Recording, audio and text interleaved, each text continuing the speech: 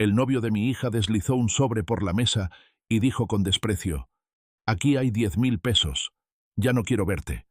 Mi hija palideció y apretó mi mano. Yo sonreí, me levanté y me fui. En la cena de víspera de boda, sus socios de negocios se susurraron: «Es millonario». El novio dejó caer su copa. Antes de seguir, suscríbete al canal y escribe en los comentarios qué hora es ahorita en tu zona. Me llamo Rafael Antonio Salazar Montoya. Tengo 63 años y vivo en Zapopan, Jalisco, en una colonia que huele a jacaranda en primavera y a tierra mojada cuando llega el temporal. Fui arquitecto durante casi 35 años. No el tipo que dibuja casas bonitas para que otros las habiten, sino el que revisa que el cimiento aguante, que las vigas no mientan, que la estructura no prometa más de lo que puede sostener. Hace 4 años vendí mi parte del despacho Salazar y Asociados y me retiré sin drama. Vivo de las rentas. Me alcanza bien. No necesito más. Mis mañanas las paso en el taller del fondo de la casa, donde tengo todo lo que necesito: luz natural, silencio y una mesa de madera que tiene más años que varios de mis arrendatarios. Ahí construyo maquetas arquitectónicas en miniatura: iglesias, mercados, casonas coloniales, con madera de cedro y láminas de cobre que pulo con paciencia. Las vendo a coleccionistas y a escuelas de arquitectura. No es negocio, es disciplina. Cada detalle me obliga a pensar antes de actuar. Un error en la maqueta a escala 1 a 50 no lo corriges con un mazo. Lo corriges con paciencia, con herramientas finas, con la cabeza fría. Esa es, más o menos, mi filosofía de vida. Valeria, mi hija, tiene 31 años. Es diseñadora gráfica, trabaja para una agencia en el centro de Guadalajara y tiene la misma forma de inclinar la cabeza cuando escucha que tenía su madre. Eso me alegra y me duele al mismo tiempo, pero eso es otro tema. Lo que importa ahora es que hace poco más de 3 meses me la presentó Sebastián Vega Ríos. La primera vez que lo vi fue en un restaurante en Zapopan. Llegó 15 minutos tarde sin disculparse. Se sentó, miró la carta, y lo primero que dijo fue cuánto había costado el reloj que llevaba en la muñeca. No sé si esperaba que yo me impresionara. Me limité a pedir agua mineral. Sebastián tiene 36 años. Es, según él mismo, empresario inmobiliario. Fundó una compañía llamada Vega Desarrollos S. ADCV, que, de acuerdo con lo que Valeria me explicó emocionada, está creciendo muy rápido. En esas 3 palabras caben muchas cosas distintas, y no todas son buenas. Pero callé. Observé. Lo que noté en los siguientes meses fue esto. Sebastián nunca me extendió la mano primero. Siempre esperaba que yo lo saludara, como si el gesto viniera de arriba hacia abajo. Cuando hablaba de dinero, y hablaba de dinero siempre, me miraba de reojo, con esa sonrisa que tienen los hombres que creen haber ganado algo. Hablaba de la familia moderna, de los nuevos esquemas, de cómo los papás a veces no entienden la dinámica de la pareja. Lo decía dirigiéndose a Valeria, pero apuntando hacia mí. En 3 meses de conocerme, nunca me llamó Don Rafael, ni una sola vez. A veces era un «oye», vagamente dirigido en mi dirección. La mayoría de las veces, simplemente no me dirigía la palabra. Una vez llegué a recoger a Valeria a su departamento. Ella vivía cerca del centro, en la colonia americana, y Sebastián estaba ahí. Me abrió la puerta, miró sobre mi hombro hacia la calle como si esperara a alguien más importante, y se dio la vuelta sin decir nada. Valeria me recibió con un abrazo y una sonrisa que yo leí muy bien. La sonrisa de quien pide disculpas sin decirlo. Yo no dije nada. Seguí construyendo mis maquetas. Seguí observando. Sebastián tiene una hermana que se llama Claudia. Tiene 33 años, y la misma costumbre de mirar a las personas como si estuvieran ocupando un espacio que les pertenecía a ella. Claudia apareció en el panorama unas semanas después del primer encuentro, y desde entonces se convirtió en una presencia constante. Llamaba a Valeria a todas horas. Le recomendaba restaurantes, tiendas, formas de decorar el futuro departamento. Le explicaba, con mucha amabilidad, que la familia de Sebastián tiene cierta manera de hacer las cosas. Yo escuchaba a Valeria contarme esto por teléfono y pensaba, qué conveniente que esa manera de hacer las cosas no incluya saber el nombre de tu futuro suegro. Un domingo al mediodía me invitaron a comer a casa de los Vega. La mamá de Sebastián tiene una casa en Tlaquepaque, con jardín y todo. Llegué puntual, con una botella de vino decente. Claudia me recibió en la puerta. Tomó la botella sin leerla y la dejó sobre un mueble del pasillo como si fuera un folleto publicitario. Durante la comida, Sebastián habló de un proyecto en el que estaba levantando capital. Su mamá lo miraba con esa admiración ciega que tienen ciertas madres. Claudia intervenía cada tanto para agregar números que sonaban grandes. Nadie me preguntó nada. Yo comí bien, debo reconocerlo. En el camino de regreso, Valeria me dijo, ¿verdad que son muy simpáticos? Yo respondí que la comida había estado rica. Ella se rió. Yo también, pero por razones distintas. El detonante llegó un martes por la tarde. Sebastián llamó a Valeria. Yo estaba en su departamento, tomando café, revisando unos planos viejos que ella quería enmarcar, y anunció que habían fijado la fecha de la boda. 6 meses a partir de ese momento. Valeria lo puso en altavoz, emocionada. Sebastián habló de la lista de invitados, del salón, del menú, y entonces dijo, con el mismo tono que usaría para hablar del clima, también hay que definir el papel de tu papá en el evento. Que no vaya a querer encargarse de todo.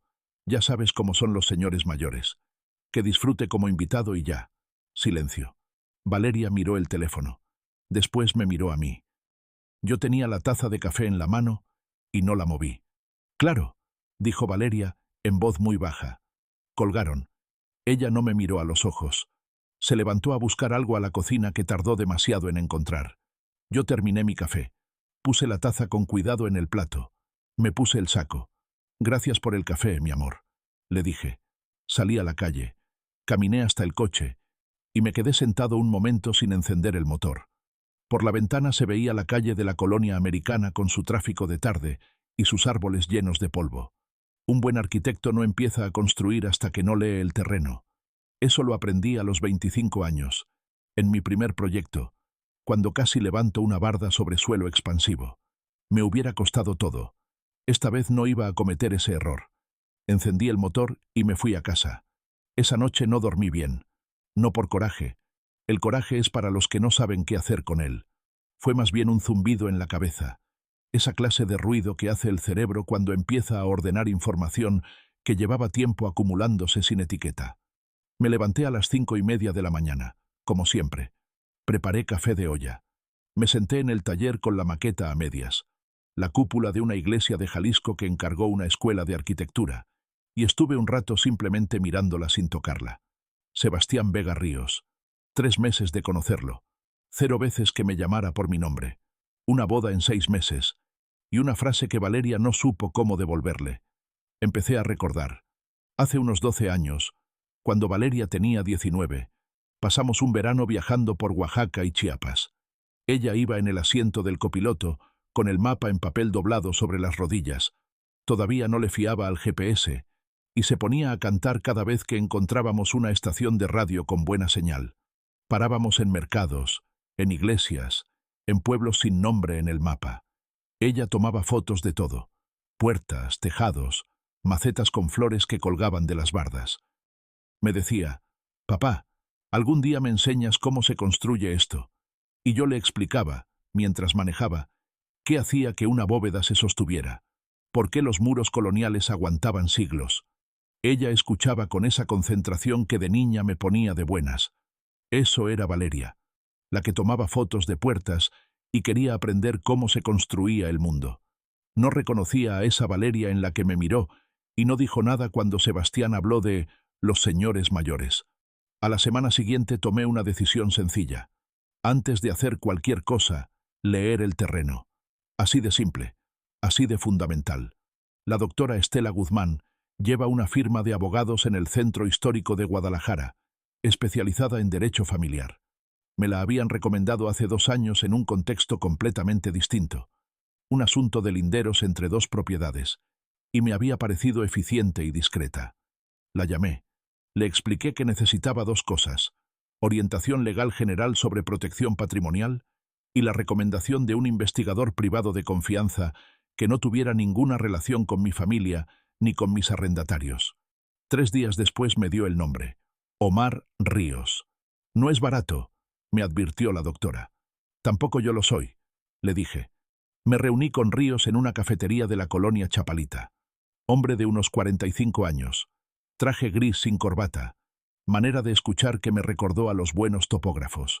Anotan todo, preguntan poco, no dan opiniones que no les piden. Le expliqué lo que quería.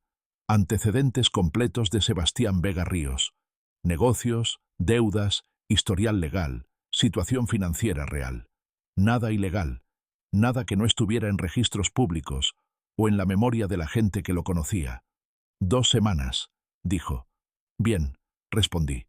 Pagué la primera parte de sus honorarios en efectivo y me fui. Esa misma tarde, salí del archivo del taller una carpeta que no había abierto en casi un año. La puse sobre la mesa de trabajo, la abrí, y me dediqué a leerla con la misma atención que le pongo a los planos estructurales. 3 inmuebles comerciales, 2 casas habitación en renta, un terreno en las afueras de Zapopan, sin construir todavía. El despacho lo vendí hace 4 años en 8.500.000 pesos. Eso quedó en inversiones y en efectivo. Las rentas me generan 85.000 pesos mensuales netos. El valor catastral actualizado del portafolio completo, alrededor de 42 millones de pesos. Nunca lo había dicho en voz alta. No porque me avergonzara. Al contrario, simplemente porque nunca había visto la necesidad. El dinero que no se presume es dinero que trabaja tranquilo. Guardé la carpeta. Llamé al licenciado Mauricio Echevarría, mi notario de siempre, en la Notaría Pública número 14, en la Avenida Juárez 840, en el centro. Le pedí una cita para la semana siguiente. Le dije que quería revisar la estructura de mis propiedades y pensar en algunas modificaciones al testamento. ¿Algo urgente?, preguntó. Preventivo, respondí. 2 semanas después, puntual como un reloj suizo que cobra por hora, Omar Ríos me llamó para agendar la entrega del informe. Nos vimos en el mismo café de la colonia Chapalita. El informe tenía 16 páginas. Me lo entregó impreso, sin USB, sin correo electrónico. Prefiero el papel, dijo. Yo también. Lo leí sin prisa mientras él tomaba su café sin hablar. Sebastián Vega Ríos había estado casado antes. Primer matrimonio a los 29 años, con la hija de un pequeño constructor de vivienda en Tonalá. Duró 3 años. El divorcio terminó en un juzgado familiar con una demanda. Sebastián había intentado, durante el proceso, argumentar que ciertos departamentos propiedad del suegro formaban parte de los bienes de la sociedad conyugal y que le correspondía una fracción. El juez lo desestimó. Se llegó a un convenio. El tema quedó cerrado, pero registrado. Había más. 2 líneas de crédito empresarial con vencimientos próximos. Una deuda acumulada de 1.200.000 pesos con un par de socios inversionistas, con plazo que vencía aproximadamente 3 meses después de la fecha de la boda que Sebastián había anunciado. Leí eso 2 veces. Después llegué a la página 11, que tenía el listado de inmuebles relacionados con Vega Desarrollos S, ADCB, domicilio fiscal, bodegas, oficinas rentadas. Una dirección me detuvo. Avenida López Mateos Sur, 1247, piso 3, oficina 302. Cerré el informe. Fui a buscar mi propia carpeta de arrendatarios. Abrí el contrato correspondiente a esa dirección. Nombre del arrendatario. Vega Desarrollos S, ADCV. Representante legal. Sebastián Vega Ríos. Me senté. Afuera, en el jardín del café, 2 palomas discutían por un pedazo de pan. Las miré un momento. Luego miré el contrato. Luego el informe. A veces el mejor movimiento no es el que uno planea. Es el que el adversario ya hizo sin darse cuenta. Pedí otro café. Me lo tomé despacio, pensando con la calma con que se revisa un plano antes de aprobar la obra. El terreno estaba leído. Era hora de empezar a construir. Hay un tipo de silencio que no es paz. Es el silencio de alguien que está calculando. Así estuve varios días después de revisar el contrato de arrendamiento con el nombre de Vega Desarrollos en la línea del arrendatario. No hice nada brusco. No llamé a nadie. Volví a mi taller. Puse a calentar el café que había dejado a medias y me senté a terminar el arco de cantera de la maqueta que llevaba semanas esperando. Pero el cerebro, mientras las manos trabajan con lima y pinzas, no descansa. El cerebro sigue leyendo el terreno. Lo que había descubierto era esto. Sebastián Vega Ríos quería casarse con mi hija. instalarse en el esquema de bienes mancomunados, y en algún momento conveniente, usar esa unión legal para tender un puente entre las deudas de su empresa y los activos que estuvieran a su alcance. Su primer matrimonio había sido el ensayo general. El de Valeria iba a ser la función. Y él creía que yo era el tipo que lleva flores al bautizo del nieto y no pregunta nada. La semana siguiente llamé al licenciado Mauricio Echevarría, mi notario de toda la vida. La notaría pública número 14 está en la avenida Juárez 840, a 2 cuadras del Teatro de Gollado.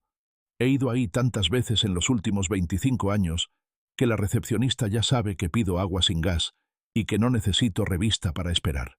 Esa vez llegué con una carpeta bajo el brazo y media hora de sobra. El licenciado Echevarría tiene la costumbre de escuchar sin interrumpir. Eso me gusta de él. Le expliqué lo que quería: revisar la estructura completa de mis propiedades y hacer 2 ajustes. Uno era el testamento, el otro, la constitución de un fideicomiso. Me escuchó. Tomó notas en su libreta de pasta dura. Luego dijo: ¿Quiere que esto quede blindado antes de la boda? Antes de que se fijen las condiciones del matrimonio, respondí. Asintió. Eso bastó. El fideicomiso, o fideicomiso bancario para ser precisos, es un mecanismo legal que existe desde hace décadas en México y que muy poca gente fuera del ámbito legal conoce bien. La idea es simple. El propietario transfiere sus bienes a un fiduciario, en este caso, una institución bancaria, que los administra bajo condiciones específicas que el mismo propietario establece. El resultado práctico: esos bienes quedan fuera del alcance de cualquier reclamación conyugal, porque técnicamente no están en el patrimonio directo del beneficiario, sino en el del fideicomiso. Para Valeria, eso significaba lo siguiente: 2 de mis 3 inmuebles comerciales, incluyendo el edificio en Avenida López Mateos Sur, 1247, aunque de eso todavía no hablamos, quedaban protegidos. Si Valeria algún día los heredaba, los recibiría a través del fideicomiso. Y el fideicomiso tenía una condición: si ella estaba casada bajo el régimen de sociedad conyugal, los bienes seguirían administrados por el fiduciario hasta que dicha condición cambiara. En otras palabras, lo que era mío seguiría siendo suyo, pero no sería de él. El licenciado Echevarría tardó 10 días en preparar la documentación. La firmamos una mañana tranquila, con 2 testigos que no conocían a nadie en mi familia. El mismo día, Omar Ríos me mandó un mensaje breve. Tenía un segundo informe listo. Nos vimos otra vez en la colonia Chapalita. El café de ese lugar tiene demasiada azúcar, pero el rincón del fondo es discreto. El segundo informe era más corto que el primero, pero más específico. Confirmaba lo que ya sospechaba sobre las deudas de Sebastián: 1.200.000 pesos con 2 socios inversionistas, contraídos 18 meses atrás para financiar un proyecto de desarrollo en Tonalá que no había arrancado como se esperaba. El vencimiento original ya había sido reprogramado una vez. El nuevo plazo caía aproximadamente 3 meses después de la fecha de la boda. Ríos también me confirmó, con documentos del registro público, el detalle del primer matrimonio: el intento de Sebastián de reclamar como bienes de la sociedad conyugal ciertos departamentos del padre de su primera esposa. El juez familiar lo había desestimado. Había convenio. Había silencio comprado. Pero el registro existía. Guardé el informe en la carpeta. Pagué a Ríos. Nos despedimos con un apretón de manos en la banqueta. Esa noche llamé a Valeria y le propuse cenar juntos. No en su departamento. Afuera, en un lugar tranquilo en Zapopan, cerca de mi casa. Fuimos a un lugar sencillo donde sirven birria de res y limonada de tamarindo. Ella llegó de buen humor, con ese abrigo guinda que compró en Oaxaca hace 3 años. Comimos. Platicamos de su trabajo, de una exposición de diseño a la que quería ir. Yo la escuché. Cuando llegó el postre, le pregunté, en el mismo tono con el que había preguntado lo del clima: ¿ya definieron el régimen patrimonial del matrimonio? Me miró. Sebastián quiere sociedad conyugal, dijo. Dice que así es más sencillo. ¿Sencillo para quién?, pensé. Pero no lo dije. ¿Y tú qué quieres?, le pregunté. Se quedó callada un momento. Él dice que separación de bienes es como desconfiar desde el principio. Acomodé el tenedor sobre el plato. La miré. Interesante punto de vista, dije. Ella no respondió. Yo tampoco agregué nada. Terminamos el postre. La llevé a su departamento. La abracé en la puerta como siempre. De regreso a casa, el tráfico de Zapopan estaba tranquilo. La noche olía a pasto mojado. Qué conveniente que desconfiar desde el principio sea problema. Yo llevaba semanas confiando, solo que en los datos, no en las palabras. Lo que no sabía entonces era que Sebastián, en esos mismos días, había empezado a notar algo. No sabía qué, todavía no. Pero cuando un hombre que lleva meses siendo invisible de repente empieza a moverse, aunque sea despacio, aunque sea en silencio, algo en el ambiente cambia, como cuando hay humedad antes de que llegue la tormenta. Lo supe porque Valeria me llamó 4 días después y me dijo, con un tono que intentaba sonar casual. Sebastián me preguntó si había ido al notario últimamente. Tomé un segundo. ¿Y tú qué le dijiste? Que no sabía. Bien, respondí. Y seguí lijando la cornisa de cantera de mi maqueta. Hay un momento, en la construcción de cualquier edificio, en que el trabajo visible se detiene. Las excavaciones ya se hicieron, el cimiento ya curó, los planos ya están aprobados. Desde afuera parece que no pasa nada. Pero es justo entonces cuando se decide si la estructura va a aguantar 20 años o se va a cuartear a la primera lluvia. Eso era lo que estaba haciendo. Trabajo invisible. Cimiento. 3 días después de la cena con Valeria, Ríos me llamó para decirme que tenía un complemento al informe. No era urgente, pero era relevante. Nos vimos esa tarde, esta vez en una nevería de la avenida Vallarta. Él tomó de vainilla, yo de limón, y en ningún momento parecimos 2 personas hablando de estrategia patrimonial. El complemento era esto. Los 2 socios inversionistas que tenían el pagaré de Sebastián no eran figuras menores. Uno de ellos, un señor de apellido Fuentes, tenía antecedentes de haber demandado a un socio anterior por incumplimiento de contrato. Ganó. El otro inversionista era más discreto, pero Ríos había ubicado que también era socio en otro proyecto con Sebastián, lo que significaba que si uno empujaba, el otro seguiría. El plan de Sebastián era transparentar esa deuda a través de los activos que quedaran a su nombre o al de Valeria después del matrimonio. El saldo a pagar era 1.200.000 pesos. Él necesitaba tiempo, garantías, o ambas cosas. Y yo tenía, entre otras propiedades, una casa en Zapopan, colonia Jardines del Country, valuada en aproximadamente 4.800.000 pesos. Que alguien como Sebastián viera eso como garantía colateral no era paranoia, era aritmética. Esa misma noche, tarde, me senté en el taller con una hoja en blanco y un lápiz. No computadora. Lápiz. Así pienso mejor. Escribí 3 columnas. Lo que él quería, lo que yo tenía y lo que yo podía mover antes de que él llegara. Lo que él quería. Acceso, directo o indirecto, a bienes familiares a través de la sociedad conyugal. Lo que yo tenía. 3 inmuebles comerciales, 2 casas en renta, un terreno, y la casa de Jardines del Country donde vivo. Lo que yo podía mover. La casa. Llamé al licenciado Echevarría a la mañana siguiente. Le pedí que preparara una escritura de donación, una transmisión de propiedad de la casa de Jardines del Country a nombre de Valeria Salazar Pérez, mi hija, con una cláusula específica. El inmueble sería clasificado como bien propio de la donataria, adquirido antes del matrimonio y por título gratuito, lo cual lo excluía automáticamente del régimen de sociedad conyugal, conforme al Código Civil del Estado de Jalisco.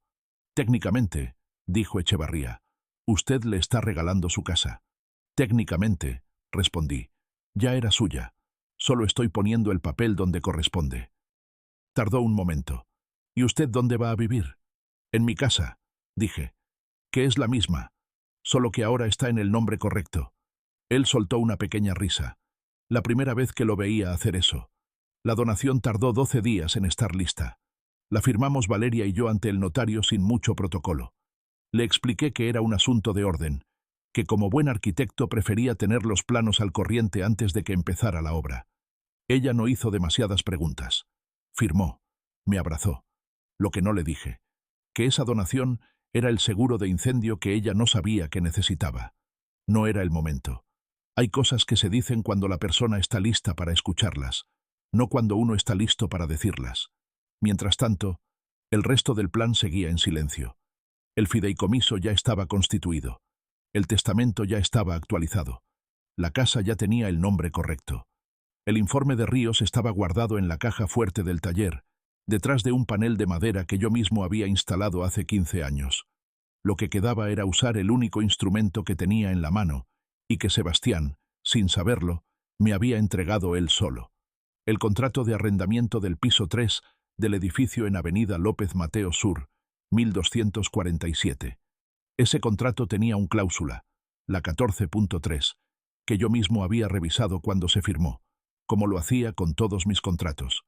Decía, en términos claros, que el propietario se reservaba el derecho de revisar la tarifa de renta cada 24 meses, según el índice de mercado del corredor comercial correspondiente. El contrato de Vega Desarrollos llevaba 27 meses vigente.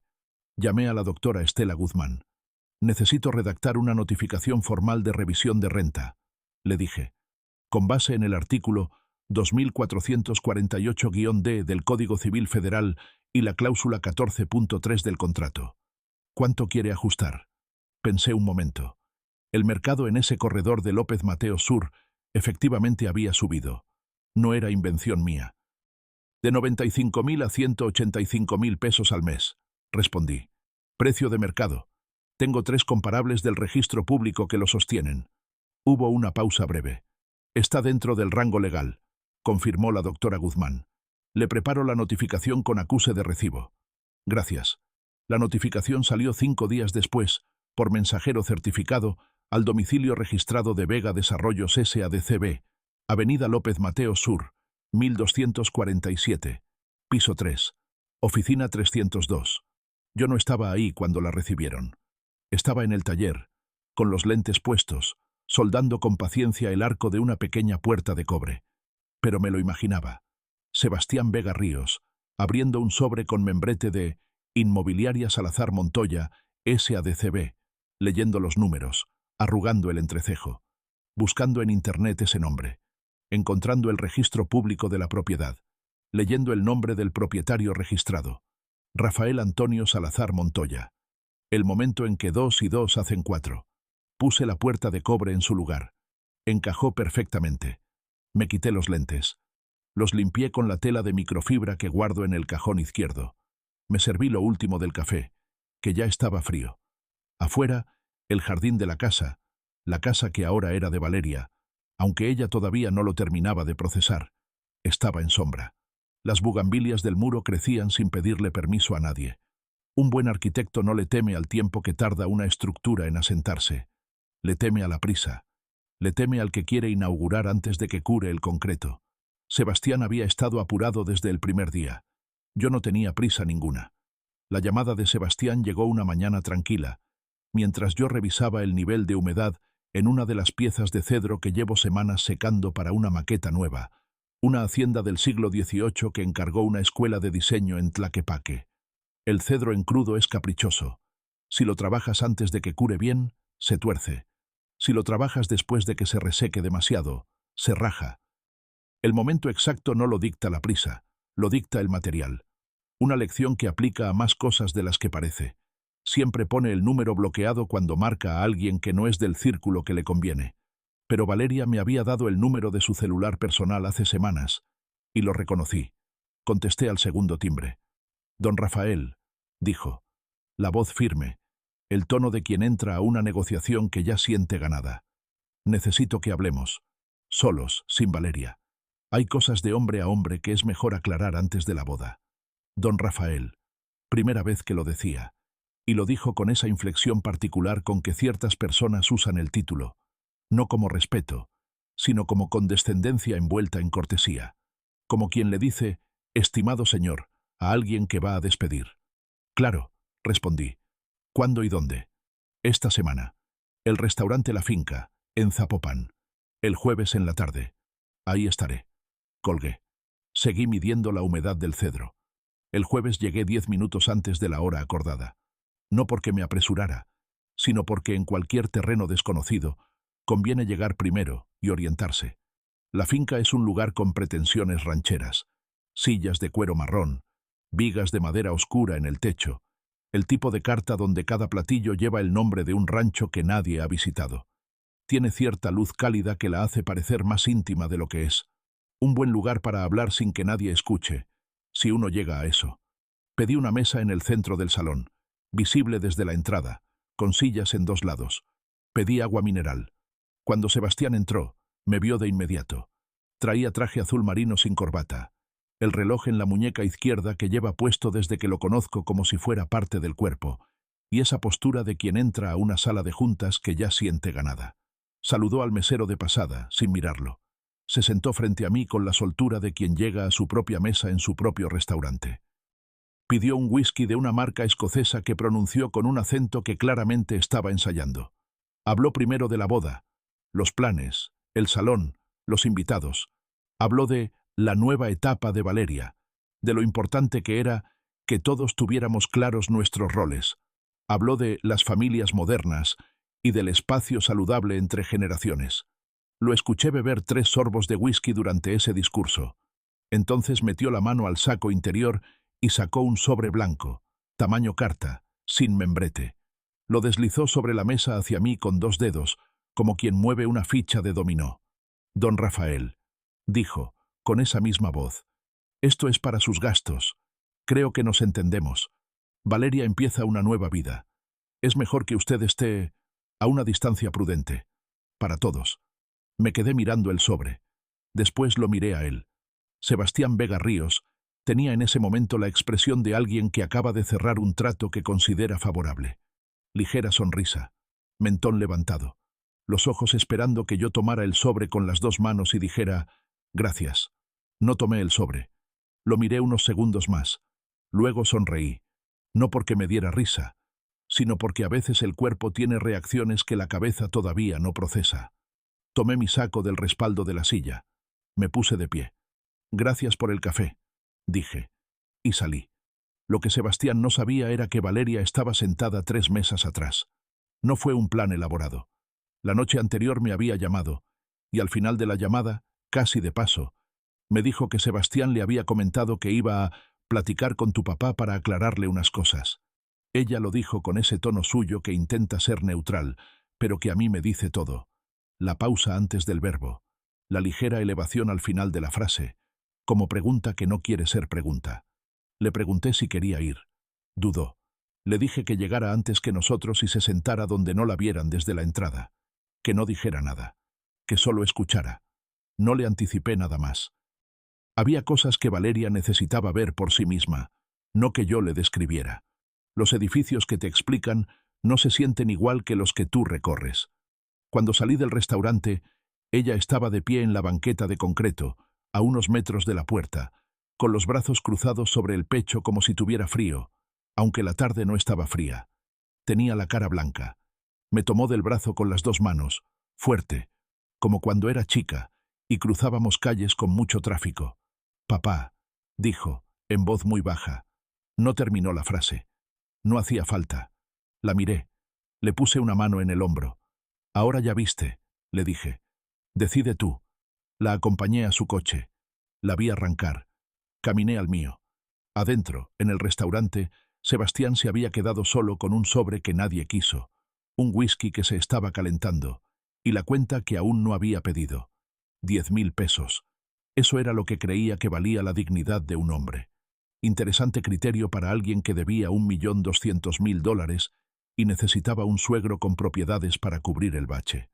De regreso a casa, el tráfico de la tarde sobre la avenida Vallarta me dio tiempo para pensar. La luz del atardecer entraba de lado por la ventana del copiloto. Jalisco tiene esa particularidad. Los atardeceres de la zona metropolitana, con todo y el smog del tráfico, tienen colores que no se ven en otros lados. Naranja con bordes rosas sobre los cerros del poniente. Ese día el cielo estaba particularmente claro. El sobre no me había ofendido de la manera en que Sebastián esperaba que me ofendiera, con llanto, con coraje, con una escena que le diera material para decirle después a Valeria, ya ves cómo es tu papá.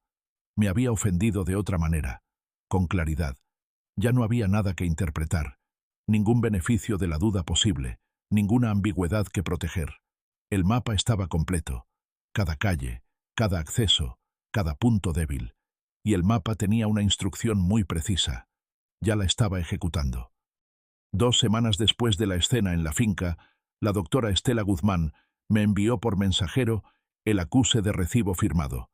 La notificación había sido entregada en las oficinas de Vega Desarrollos, SADCB, Avenida López Mateos Sur, 1247, piso 3, oficina 302, firmada por alguien que se identificó como asistente de dirección. Fecha y hora registradas. Guardé el acuse en la carpeta de la caja fuerte, junto al informe de Ríos, junto al testamento actualizado, junto a la escritura de la casa de jardines del country. Una carpeta muy ordenada para un hombre que supuestamente no era nadie. La reacción de Sebastián llegó más rápido de lo que esperaba. 4 días después del acuse, Valeria me llamó a media mañana. Podía escuchar en su voz algo que no era exactamente enojo. Era confusión mezclada con algo más. Incertidumbre, quizás. Sebastián dice que alguien llamado Salazar Montoya quiere subirle la renta el doble, dijo, y que el abogado le dice que el contrato no tiene cómo atacarse. ¿Tú sabes algo de eso? ¿Inmobiliaria Salazar Montoya? Dije, con el tono más tranquilo que tenía disponible. Sí, ese es uno de mis nombres comerciales, mi amor. Silencio. ¿El edificio ese es tuyo? Desde hace 9 años. Otro silencio. Más largo. Sebastián está muy alterado, dijo por fin. Entendible, respondí. Es una notificación formal. Tiene 30 días para responder. Papá, Valeria, esto es un asunto de negocios. Yo tengo un contrato con un arrendatario que se llama Vega Desarrollos. Que ese arrendatario resulte ser el novio de mi hija no cambia los términos del contrato. ¿O tú crees que él me habría dado un descuento en algo por ser suegro? Ella no respondió a eso, pero tampoco colgó de inmediato. ¿Cómo cuánto tiene que pagar ahora?, preguntó finalmente. La notificación dice $185.000 al mes. Antes pagaba $95.000. Más silencio. ¿Y eso es legal? Completamente. La cláusula 14.3 del contrato lo permite. El licenciado Echevarría lo revisó. La doctora Guzmán lo redactó. Hay 3 comparables del corredor de López Mateos Sur que sostienen el precio de mercado. Ella suspiró. No era el suspiro de alguien enojada. Era el suspiro de alguien que empieza a ver una foto que antes estaba borrosa. Colgamos sin pelear. Esa tarde, Sebastián me llamó directamente. Contesté al primer timbre. Esta vez no puso el número bloqueado. Don Rafael, dijo, y ahora el don sonaba diferente. Más tenso, como algo que le costaba pronunciar. Creo que hay un malentendido con ese edificio. No hay malentendido, respondí. El contrato tiene 26 meses. La cláusula de revisión aplica después de 24. El mercado subió. Es una notificación estándar. Pero usted es el padre de Valeria. Y usted es el arrendatario del piso 3. Las dos cosas son ciertas al mismo tiempo. Hubo una pausa. Podríamos negociar, dijo. Ahora la voz era diferente. No la del hombre que desliza sobres sobre mesas. Algo más parecido al tono con que uno habla cuando siente que el piso se mueve. Tiene 30 días para enviar su respuesta por escrito, le dije. La doctora Guzmán es el contacto formal.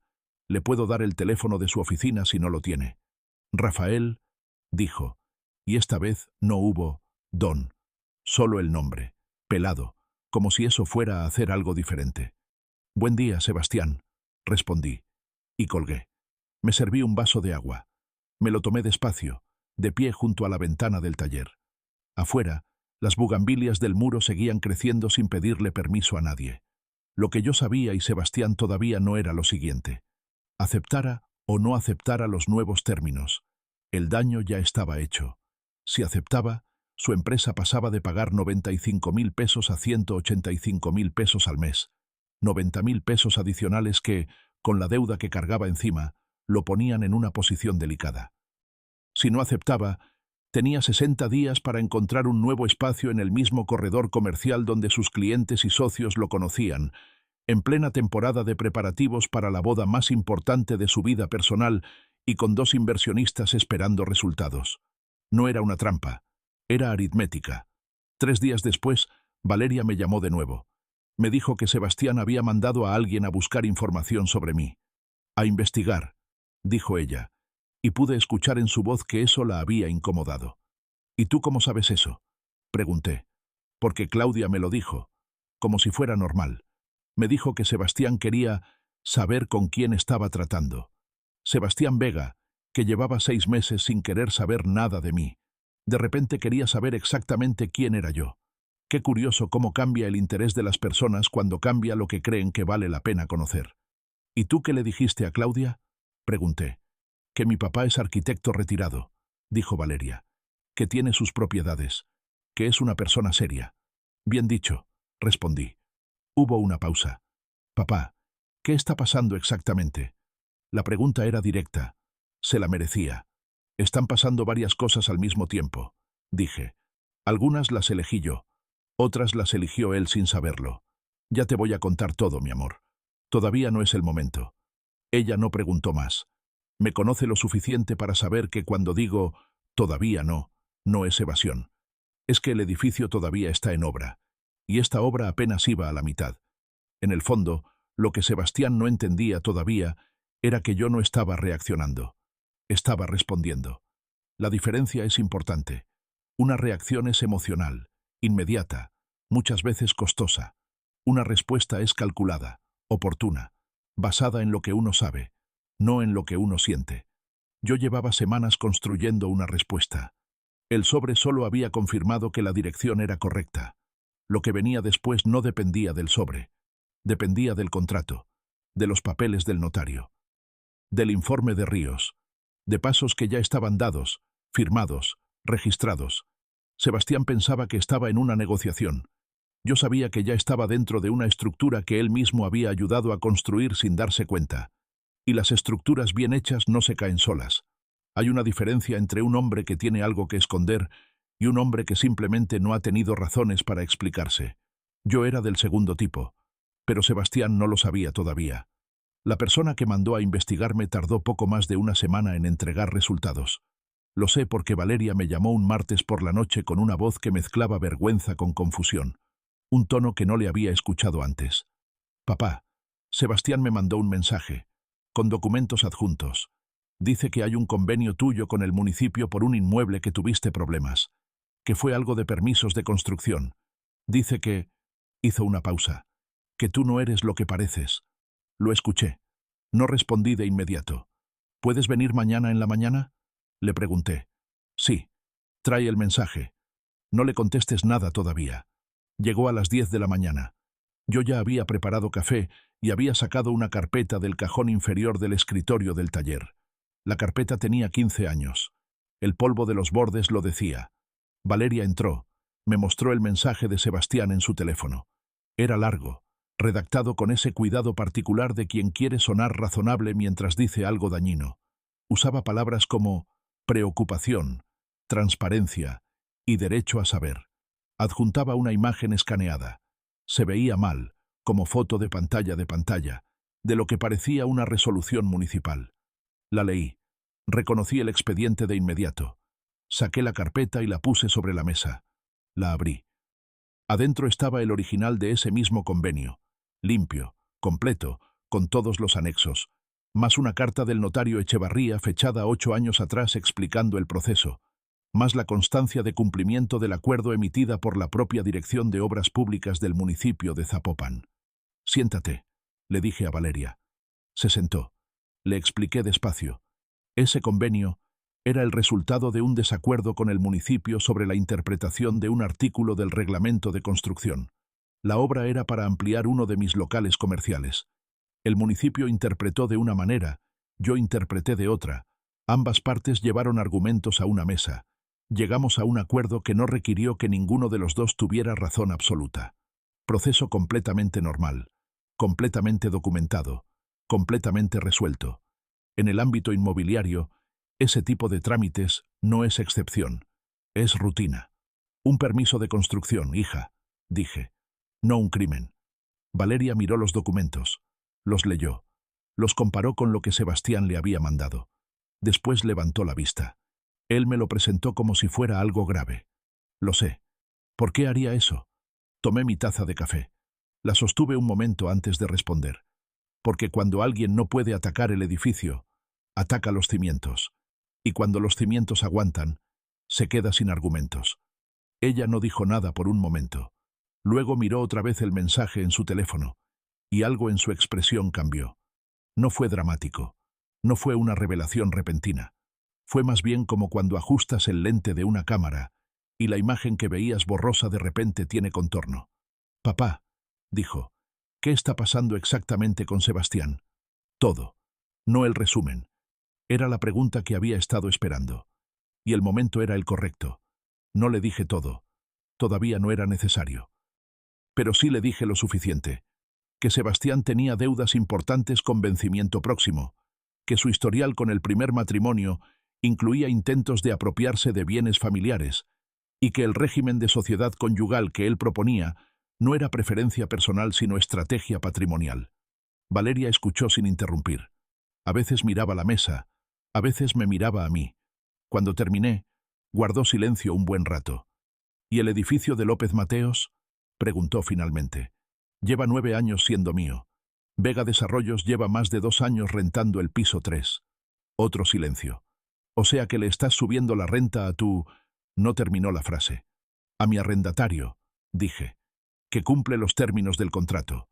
Ella soltó un pequeño sonido que no era exactamente risa, pero tampoco era llanto. Era algo en medio. Esa misma tarde, a través de la doctora Guzmán, envié la notificación formal de lo que en el contrato se llama cláusula de no renovación.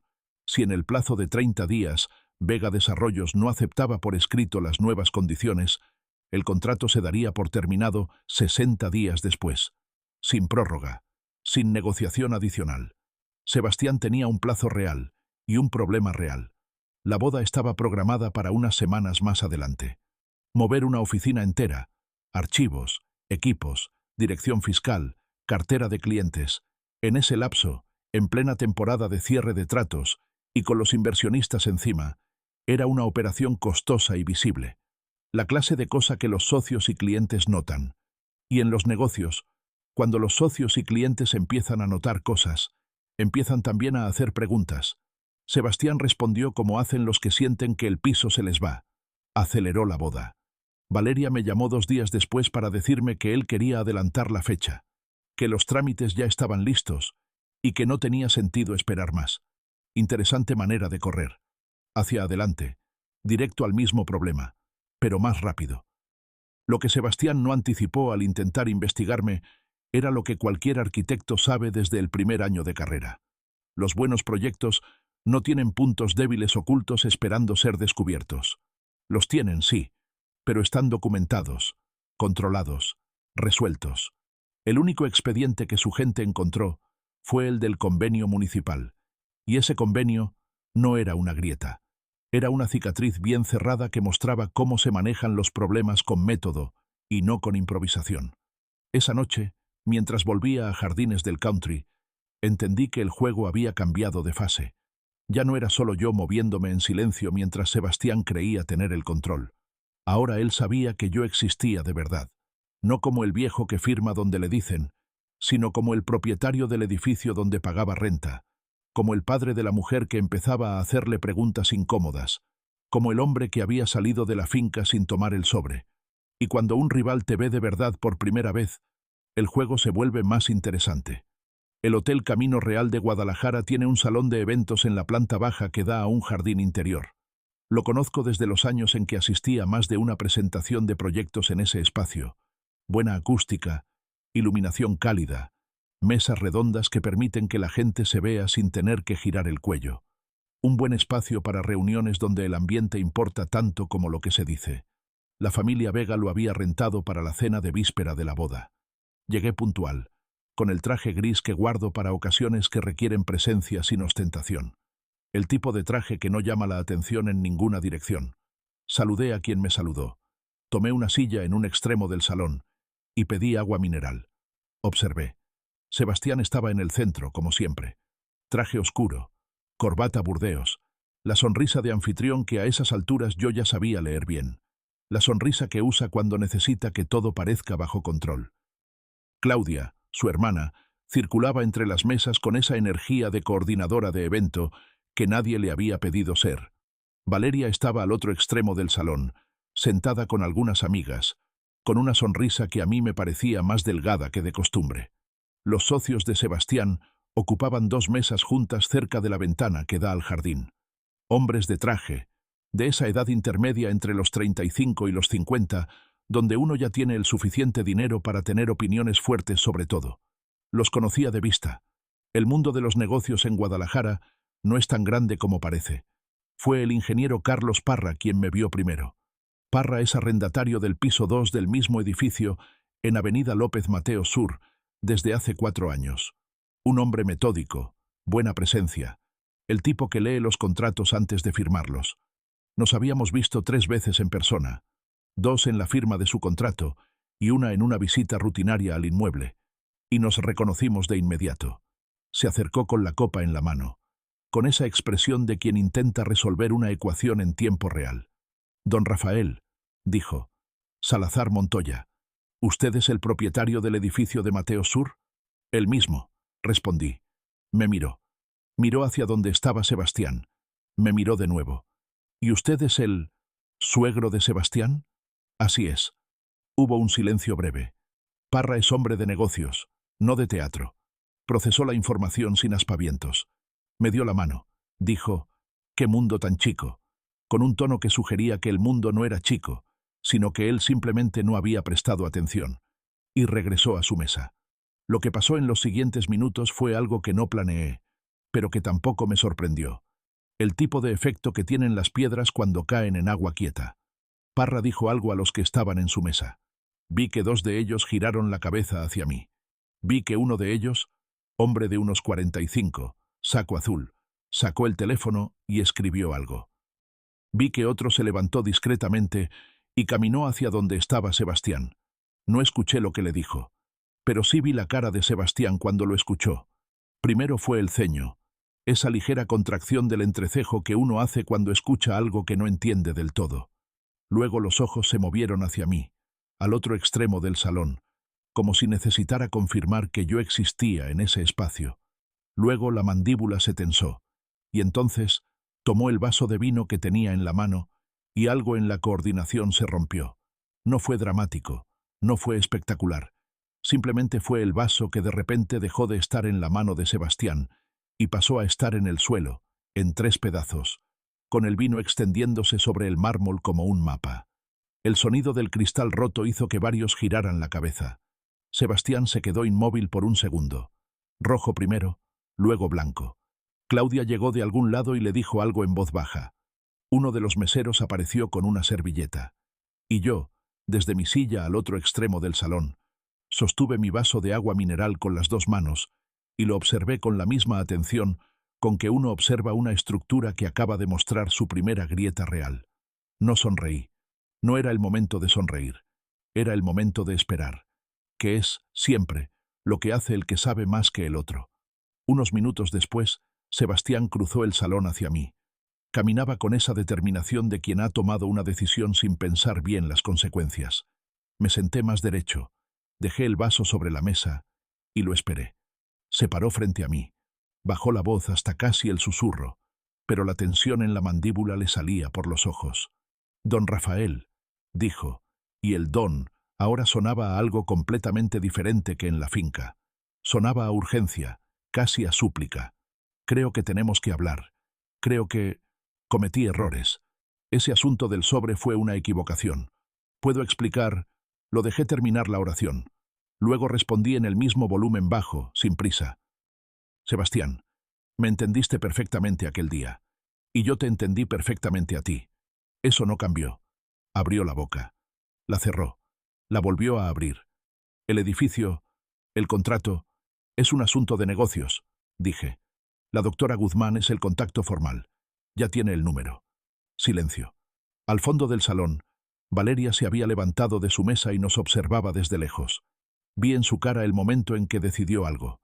Caminó hacia nosotros con pasos firmes, la misma manera de caminar que tiene desde que era adolescente cuando estaba segura de lo que iba a decir. Se paró junto a mí, no junto a Sebastián. «Papá», dijo, con voz clara, lo suficiente para que las mesas cercanas escucharan sin que ella lo estuviera buscando. «Quiero irme a casa».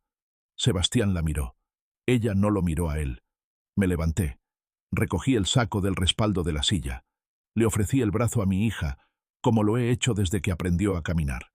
Salimos del salón del Hotel Camino Real sin apresurarnos.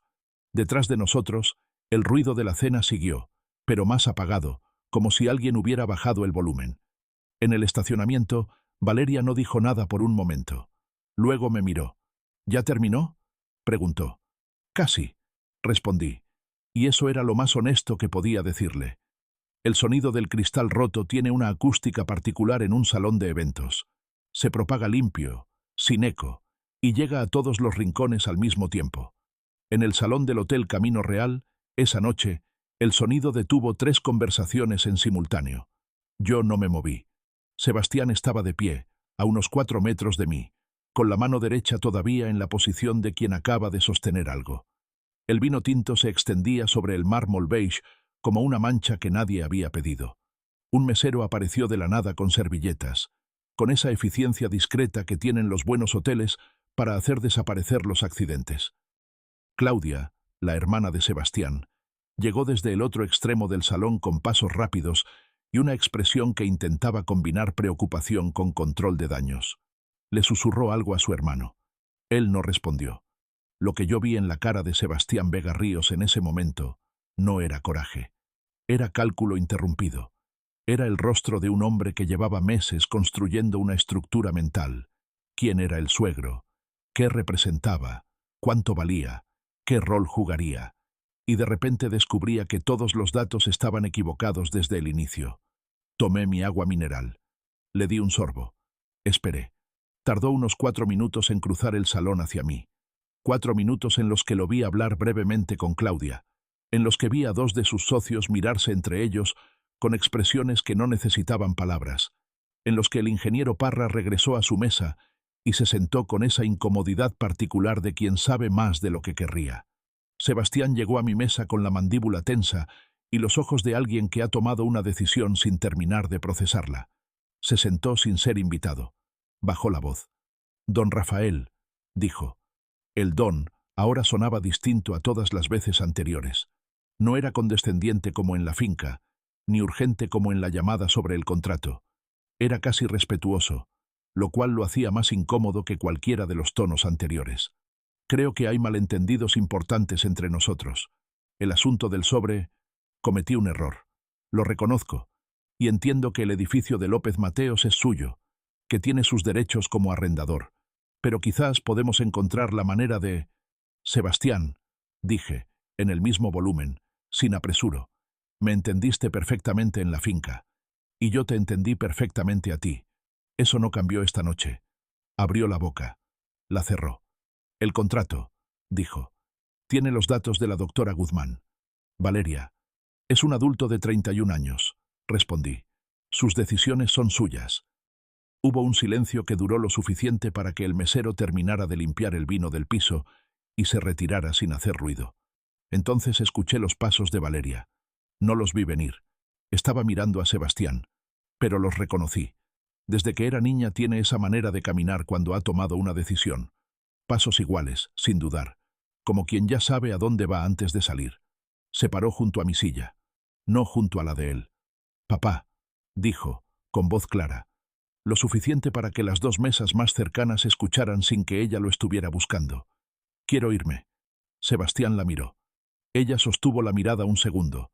Luego me miró a mí. En sus ojos no había llanto, no había coraje. Había algo más parecido a la claridad de quien finalmente ve bien lo que antes veía torcido. Me levanté. Recogí el saco. Le ofrecí el brazo, como lo he hecho desde que aprendió a caminar. Salimos del salón sin apresurarnos. Detrás de nosotros, el ruido de la cena continuó, pero diferente, más bajo, como si alguien hubiera ajustado el volumen de todo.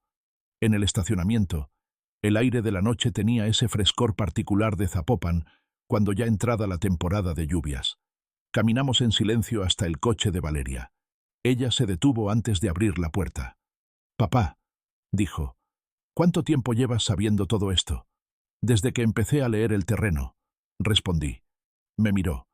«¿Y por qué no me dijiste antes?» Era la pregunta justa. Me la merecía. «Porque había cosas que necesitabas ver tú», dije. «No que yo te describiera». Ella asintió despacio.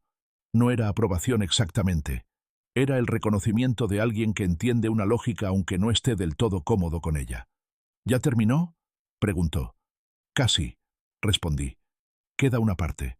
La parte que quedaba llegó al día siguiente. Valeria llamó a la doctora Guzmán a las 10 de la mañana. Quería saber el proceso para disolver el compromiso matrimonial de manera formal, la situación de los regalos de compromiso recibidos y cualquier implicación legal de la cancelación. La doctora Guzmán, que ya conocía la situación con suficiente detalle, le explicó el procedimiento. Notificación escrita. Devolución de obsequios según el artículo 140 del Código Civil del Estado de Jalisco. Plazo razonable. Sin complicaciones, sin deudas pendientes, sin reclamos posibles porque no había habido matrimonio civil. Valeria redactó la carta ese mismo día. Me pidió que la leyera antes de enviarla. La leí. No cambié nada. Sebastián recibió la carta esa tarde. Lo que pasó en su oficina en ese momento no lo vi, pero lo puedo imaginar con bastante precisión. La cara primero buscando un argumento, luego buscando una salida, luego reconociendo que no había ninguna de las dos. Porque los edificios bien construidos no tienen salidas de emergencia para quien no tiene derecho a usarlas. 2 días después, la doctora Guzmán me informó que Vega Desarrollos había enviado comunicación oficial rechazando las nuevas condiciones del arrendamiento, lo cual activaba automáticamente la cláusula de terminación. 60 días para desocupar el piso, 3 del edificio en Avenida López Mateos Sur, 1247. Sebastián tenía 2 meses para encontrar un nuevo espacio, reorganizar su operación y enfrentar a los inversionistas que esperaban resultados con una empresa en pleno proceso de reubicación. Todo al mismo tiempo, todo en el plazo más inconveniente posible. No fue crueldad, fue consecuencia. Hay una diferencia. La boda no se realizó. Una semana después de la cena en el Camino Real, Valeria me pidió que nos viéramos en el taller.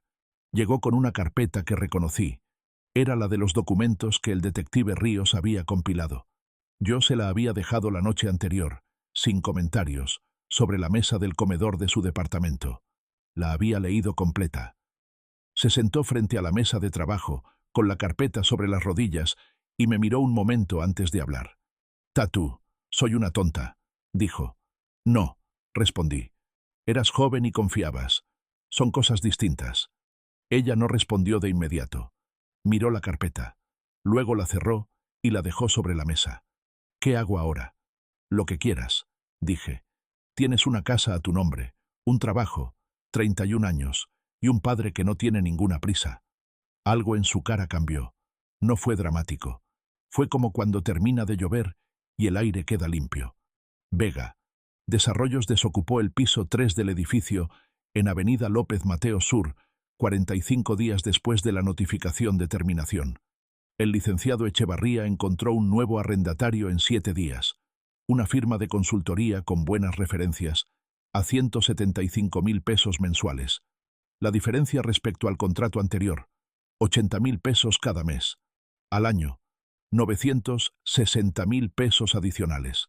Una cifra que Sebastián no incluyó en ninguno de sus cálculos cuando decidió deslizar un sobre por una mesa en la finca. El fideicomiso quedó en pie. El testamento, sin cambios.